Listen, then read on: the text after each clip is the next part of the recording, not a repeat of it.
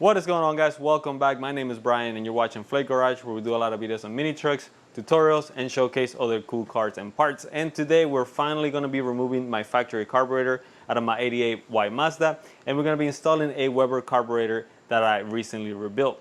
If you haven't got the time-lapse rebuild, I'll link you guys on the top. You can go and check that out. And then we're going to make a rebuild video on the actual Weber carburetor later on, so stay tuned for that. But today we are going to break down this install and removal into two videos. The first video is going to be the removal of your factory carburetor. I'm going to show you everything that I'm doing to remove that factory one and what I'm disconnecting and not connecting in there. And then for the second part, we are going to do the actual install of the Weber carburetor. So that's just for the sake of not making this video super long. I want to keep them relatively short for you guys so it's easy to follow. And then that way you can ask me any questions when it comes to the removal of the factory one and to the install of the Weber carburetor. So without making this any longer, let's jump right into it. Let's go.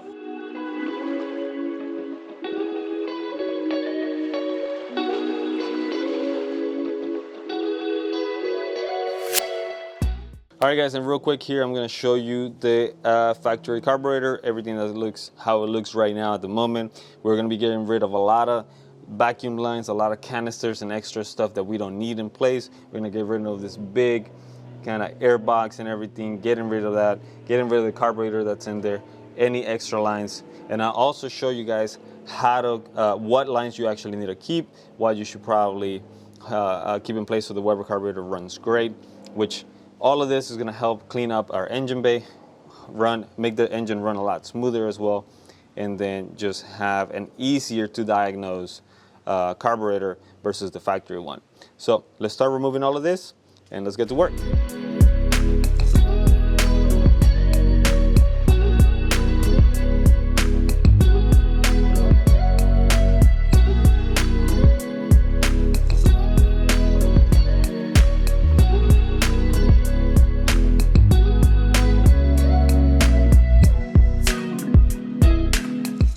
Really quick, guys, I want to point out some stuff here while we're doing stuff. One of the main lines you're going to keep from the factory setup is going to be your timing. I believe this is the timing vacuum line. You're going to have to keep that. So if you are planning to reuse the one that came factory in there, you might want to make sure you take it off. Don't break it. But I really recommend you go and try to find one that's the same size, but just one whole solid piece. That's going to make your life easier. I also remove our battery just to make access to this part easier, and as you can see here, very rusty and dirty and everything, so we're going to clean that out too when we start getting a little bit further into this process. But basically all this other stuff, connectors and everything, they need to be unplugged.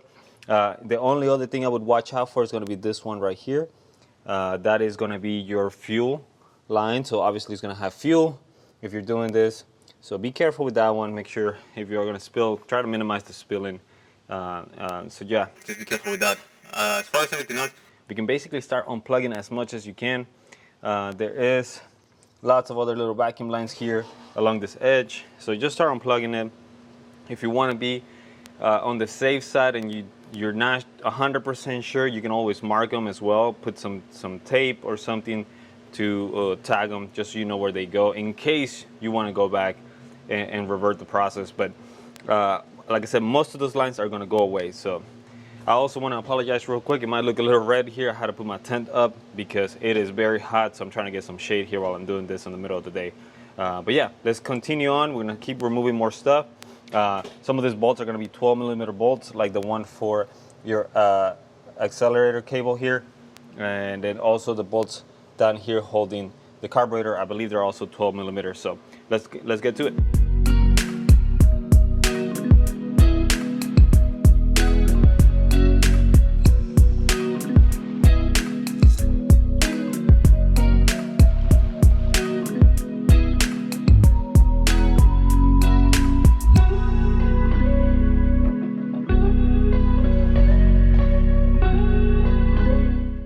Alright guys, we are basically ready to take the old carburetor out of here, and the way to do that, you just saw me on the video kind of doing it, but basically you're going to have two bolts on this side. They're going to be a 12mm bolts. You can see them right there. And then you're going to have two on this side. Now I only seem to have one for some reason. It looks like maybe someone messed with this before. Hopefully you can see there's one right there in the center of the screen, and then you might have seen a small little clip here. It's kind of hard to see, but there's another one right under. Let me move this out of the way. Right under there, which is again really hard to see, at least with my camera angle right here. But those 4 bolts need to come out first, and then once you remove that, make sure all your vacuum lines, everything is unplugged. Make sure your plugs that are here attached to the carburetor are also unplugged, and basically this is ready to be pulled up and out of the way. Again, careful with this line. That's the fuel line. We have it here put to the side, but basically we are ready to take this out, and then we can start cleaning up some of those lines. As you can see here, I also removed this little bracket here. It's kind of thrown down there. Don't start cutting anything yet. We are going to need some cables out of this plug here, but basically this whole bracket can just go away. So that's going to be also a 12 millimeter. Take it out and then put it to the side for right now. We'll come back and mess with that a little bit later. But yeah, we are basically ready to take this off. So we're going to take it out of the way and let's start cleaning some of the other stuff. Let's do it.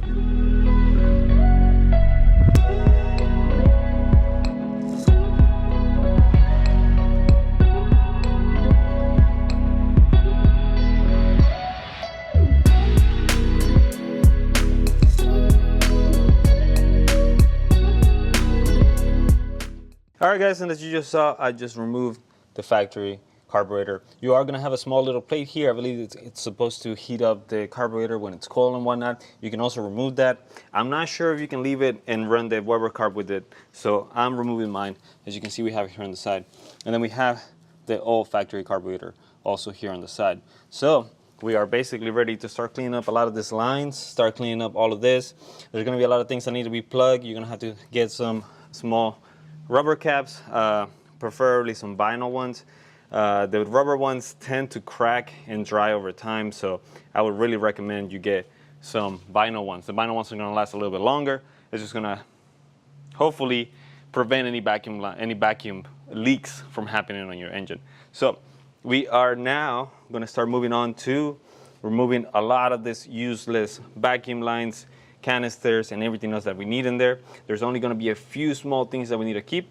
There's a couple of relays here, like the relay for your horn and obviously your windshield wipers and everything. So I'm going to guide you guys through that. But yeah, we are basically done with this part of it. The only thing we need to do here is we need to take this studs out of the way, because the new one needs to be put in there a little bit differently. So let's do it.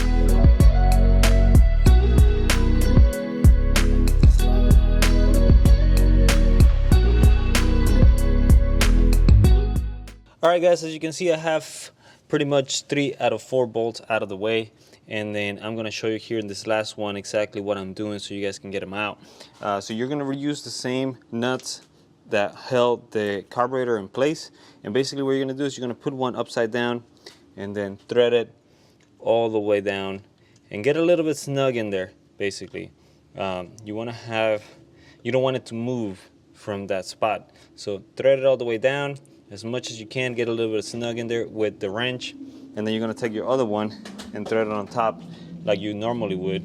And then you're going to take your wrench and possibly a socket and basically tying both nuts together.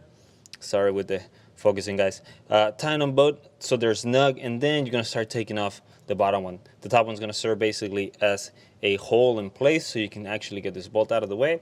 I have the close-up angle so you guys can see it in action too. And then that's how you're going to get all of them out. After that, you might want to clean this a little bit, use some brake cleaner or something, and make sure it's all nice and clean, and then we're going to put our new one in place. But let's get this last one out, and then we'll start cleaning up the vacuum lines.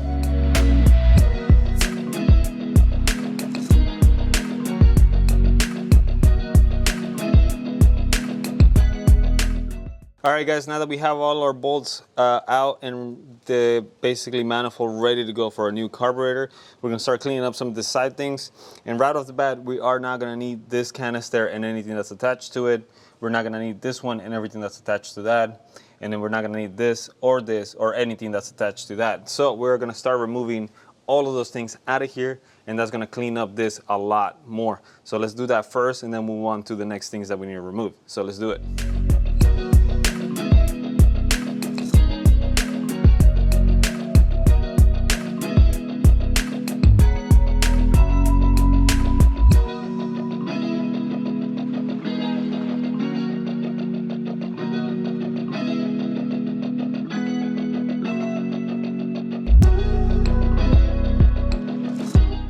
All right, guys, another little break right here just to show you, just getting rid of all those 3 things I mentioned, or I guess it was 4 things that I mentioned.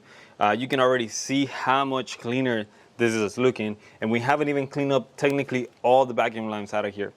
We are going to remove all of this next. For the most part, I believe most of that just comes off and you don't need it for anything. You just got to be real careful with the cables that go here to your windshield wiper motor, and then also with the cables that run along the side for this other relays. We are going to keep those relays in place. One of them is the horn button, and I can't remember what the other 2 are, but we are going to keep them in there for now. So the next step is going to be to remove anything that goes along here and get rid of that, clean this up. As you can see, it's very dirty, very rusty and everything. So we're going to clean that up. And then we're also probably going to come in here and replace a lot of these lines because they look very, very dry rotted. A lot of the fuel lines look very old. They've probably been there since factory in place. So we're going to get rid of all that. So let's continue on. We're going to move on to this next section, get rid of all the lines, clean up what we need to clean, and then we're going to be ready to start installing our new Weber carburetor. But yeah, let's do that first. Let's get it done.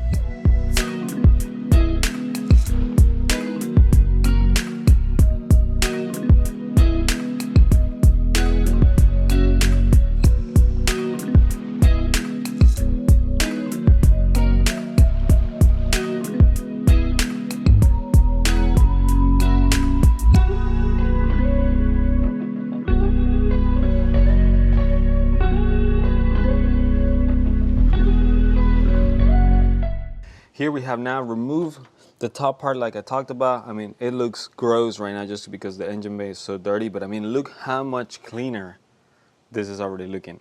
Everything is out of the way. All the vacuum lines are out of the way now. This cable is a little bit more complicated. You will have to basically start taking all the tape off of it and removing only the components that you need. There's a couple cables I think that are in there that you still need for like some sensors and stuff on this side. So you will have to be more careful with that, but basically you can start undoing all the tape on here and just start getting out the plugs for the sensors that we're no longer using. I'll also unplug this one here. As you can see, that needs to be unplugged. You won't need it anymore, and that can just stay the way it is right now. Everything else we're going to plug with caps and whatnot, but basically we are good to go here. As you can see here, we have a lot of other extra plugs. This is basically everything that came off when I removed this whole piece. And the way I did it is I just took 2 10mm bolts, this one here and then this one right here, took them off, unplugged everything else out, and then just took the whole thing off of it instead of trying to get all the individual plugs off that piece. Also, another thing I want to talk about is this piece here. To remove it, it's just going to be 4 basically 10mm bolts. Don't try to remove these ones as I first initially did. Those are actually welded on there. You have to remove it from this side. And then the back ones, all you got to do is loosen up here.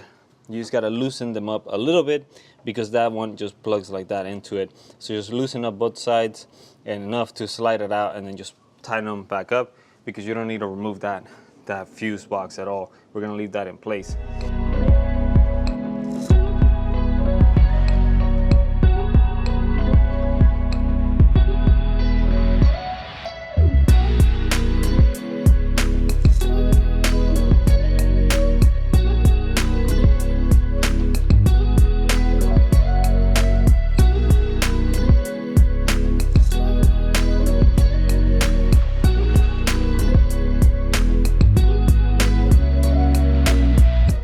Okay guys, so as you can see, this is a lot cleaner than what we started with. It is not perfect. I am gonna come in here at another time and clean it up as much as I can and leave it a lot nicer. I'm also, for the sake of not making this video extremely long, I'm gonna make a separate video about how I unroll and take all the extra wires that I don't need and clean this area. For right now, we're just gonna leave it as is with all the plugs in there. I'll make a separate video for that just so I don't have to make this video, you know, an hour or 2 hours long. But now that we have everything out of the way, we are basically ready to start putting our Weber carb. As you can see here, I unhooked a bunch of fuel lines and also the brake booster line. I am gonna run to the parts store real quick and get brand new lines for that. They were all dry rotted, all cracking basically, so I don't want to put the Weber carb and use those old lines. So I'm gonna go and run to the store and get all that in a minute. But basically all this is done. Make sure you are cleaning as much as possible this. Maybe hit it with a block with a small sandpaper if you can. But yeah, you want to clean this as much as possible before we put our new Weber carb in place. And then we're gonna bolt everything back up. All right, guys, so there you go. That's the whole process to basically remove your factory carburetor out of a B2000 or B2200. In this case, we're using the B2200, but it's gonna be the same process for the B2000. So don't be scared, get in there, get that thing out of there if you wanna remove it and add in a Weber carburetor. Again, we are gonna have a whole video, separate video on the cleanup of those cables, but if you don't wanna wait for that, just be real careful with what you're cutting and getting out of there. Try to get all that loom out of there if you can, and just really follow the cables to see where they go and what they're connected to, so that way you don't cut anything on accident that you're not supposed to cut. We are gonna have part 2 coming up on the Weber install, so stay tuned for that, and hit that subscribe button, hit that like button, or leave a comment below if you have any questions about the whole process that we just did. And again, part 2 is gonna come out soon, so you're gonna see us install the whole Weber carburetor on that other video. Again, my name is Brian. Thank you so much for watching, guys, and we'll see you guys on the next video. Bye.